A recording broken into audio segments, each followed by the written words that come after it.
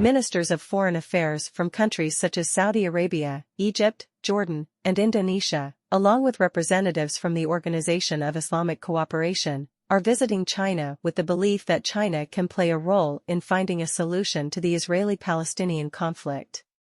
They are curious to know if China can indeed address this matter. China is widely regarded as the second most influential country in the world after the United States, with its influence expanding across many nations. China has been asserting its influence in various countries, whether through financial assistance, infrastructure development, or fostering trade partnerships.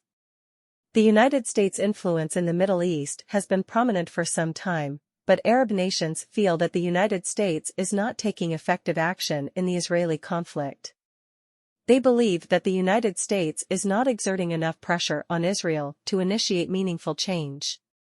Consequently, there is now a growing interest in exploring whether China can make a difference.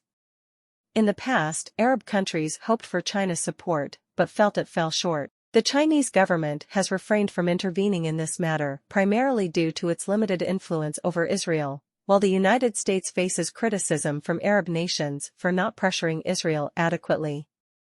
They argue that Israel remains resolute in its position on the conflict, regardless of global opposition. This has led to significant casualties and damage, further fueling the intensity of their attacks. Israel perceives this as a fight for its survival.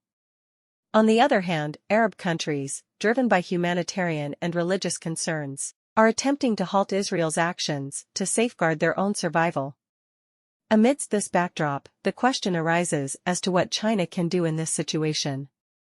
While China engages in diplomatic relations with Israel, these ties cannot be described as warm. China has long sought to diminish American influence in the Middle East, similar to Russia's failed attempts. However, China has managed to exert its influence to a certain extent, particularly through trade partnerships with these countries.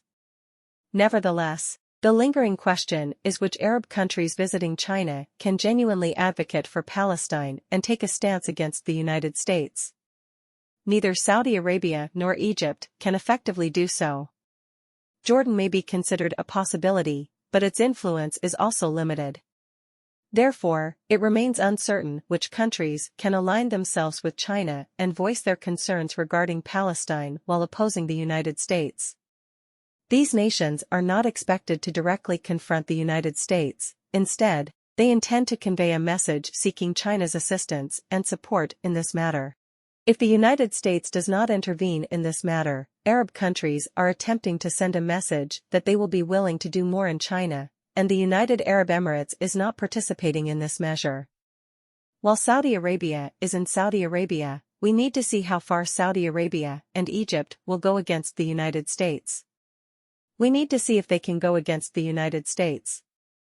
I must say that there is a very rare possibility.